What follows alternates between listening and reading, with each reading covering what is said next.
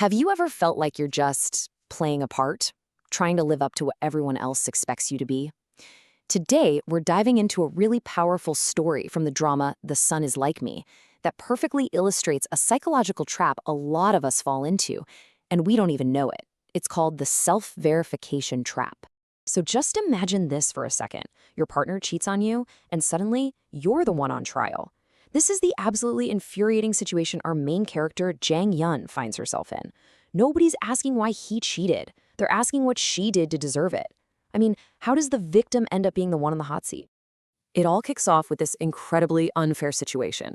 The person who did the wrong thing gets a pass, and the victim, Jang Yoon, is suddenly put under a microscope, judged by literally everyone. And the reaction from society, it was just bizarre. Instead of holding her husband accountable, the blame completely shifts to her. Her ambition, her strength, the very qualities that made her amazing were suddenly twisted and turned into flaws. It's this absurd story that takes over, and suddenly she's the one who has to answer for it. And this right here, this is the heart of the problem. It's a massive double standard. When a man is ambitious, we say he's capable, he's a go-getter. But when a woman is ambitious, whoa, that's a problem. That's practically a sin. And this bias is what sets the entire stage for Jang Yoon's struggle. So all of this pressure from the outside, all this unfair judgment, it pushes Jang Yun right into this psychological pitfall. It's called the self-verification trap. And it's so subtle, but it forces you to start playing a game that you absolutely cannot win. So what exactly is this trap?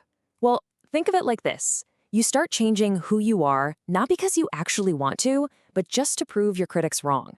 You basically become an actor in your own life, and in doing that, you hand them the power to write your script. So, to fight this whole narrative that she's too aggressive, Jang Yoon starts performing. She forces herself to do all these things, drink tea, arrange flowers, things she has absolutely zero interest in. It's all an act. Her real passion, the thing that made her feel alive, was her work, her career. But instead, she's putting on this whole show, acting out this quiet, gentle life, just to prove a point to an audience that had already made up its mind about her. And what's really heartbreaking is you realize this isn't even new for her. For years, she had been dimming her own light, making herself smaller, just so her husband could feel bigger. Her brilliance wasn't something to be proud of for him. It was a threat. So she learned to hide it. Okay, so let's get to the turning point. Because every story about being trapped needs a moment of escape, right? For Jang Yoon, that moment comes during a really powerful, late-night talk with her daughter. And in that quiet, safe space, away from all the judging eyes of the world, she finally lets herself admit a huge truth. Not just to her daughter, but, really to herself. Her big realization is so smart. It wasn't about the tea or the flowers. It was about why she was doing it. She wasn't doing it to find joy. She was doing it to get approval. And right there, in that moment, she finally understood the difference. And this is it. This is the core lesson. The one piece of advice she passes on to her daughter and really to all of us. It's a simple but incredibly profound warning. She finally got it.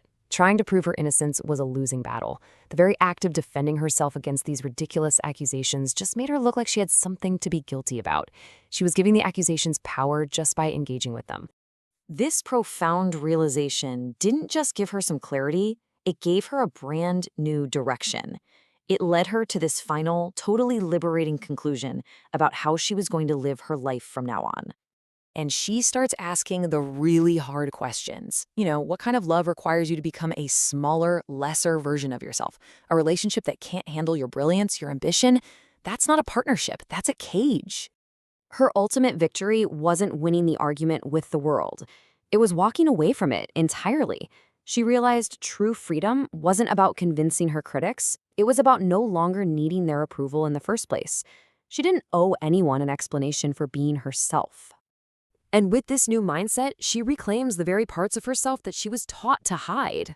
The divorce wasn't her failure, it was her liberation. Her real victory wasn't in saving her marriage, but in finally saving herself. And this is really the ultimate takeaway from her whole story. Your value, your strength, your brilliance, they are just part of who you are. They don't need external validation. They don't need any proof. You don't have to perform for anybody. So I'll just leave you with this question to think about. Who in your life is asking you to be smaller?